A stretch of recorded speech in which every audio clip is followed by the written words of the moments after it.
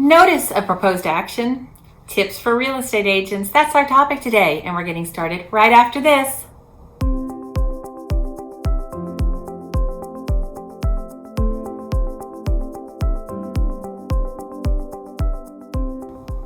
Hi, I'm Kim Ward, real estate broker in beautiful San Diego, California, and expert at helping administrators and executors with homes in probate or trust, and also developer of ProbateBiz.com, an online training for agents like you to have a successful business in probate like me. So what is a notice of proposed action? And here are the tips for real estate agents.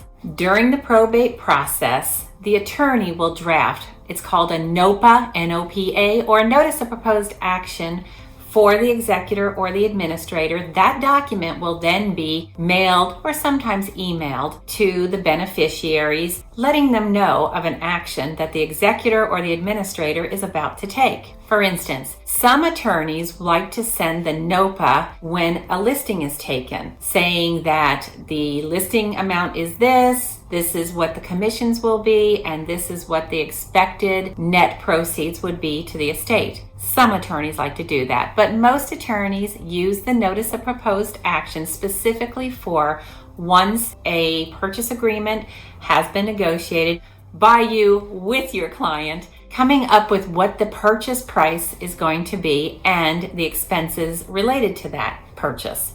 Now, what I typically do is once an offer has been negotiated, and here in California, we open escrow, then I put a period of time for the buyers to do their inspections, because we all know that the inspections is what can make a transaction go sideways or completely fall apart. So I don't want to be letting the attorney know typically about the sale until we've worked through some of the contingencies that the buyer will have in order to go through with the purchase.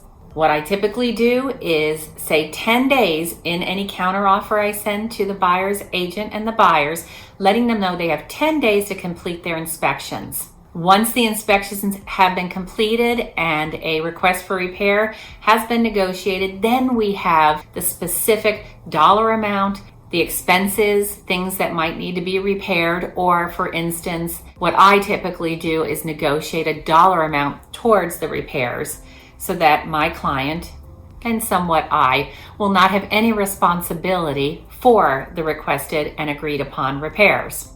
For instance, let's say the hot water heater is at the end of its usable lifespan. I would negotiate on behalf of my client probably around $1,000 that would then go from the seller's proceeds to the buyer as closing cost credit in lieu of actually repairing the hot water heater. Okay, so now, all that's been taken care of. Maybe the appraisal has happened and maybe we don't have that information just yet on what the appraised value is. In the circumstances I'm involved in, I have not had a bad appraisal for at least 15 years. Okay, so now we're done with the inspection, and I will then send the purchase agreement along with any negotiated repairs, any addendums that might go along with that purchase agreement. I will let the attorney know about the escrow company, all that information I will send to the attorney and ask them to please go ahead and draft the notice of proposed action.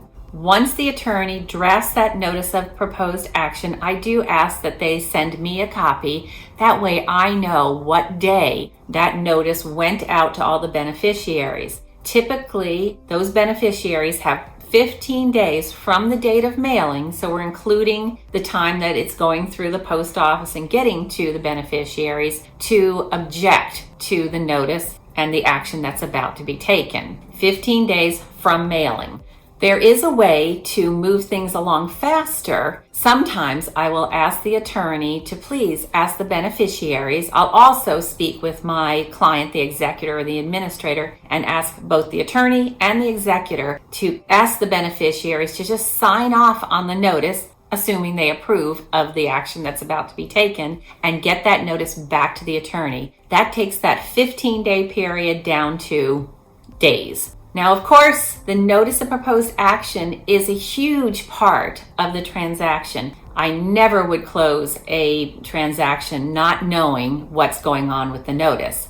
I always verify with the attorney that the notice has been expired or has been approved by all the beneficiaries prior to the close of escrow. That's how we protect our client, the executor or the administrator, from the beneficiaries being able to come back later and say that they weren't properly informed, and then it caused all kinds of problems and objections after the fact, perhaps. It's important that you know that I've been doing this for over 20 years, and I've only had one time that someone actually objected to the notice of proposed action, and that was because they didn't properly understand what they were objecting to.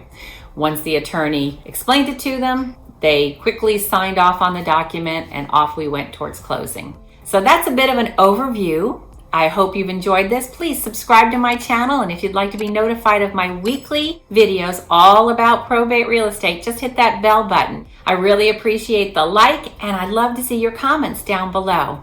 Hope you're having a good week, and I will see you next week all about probate real estate.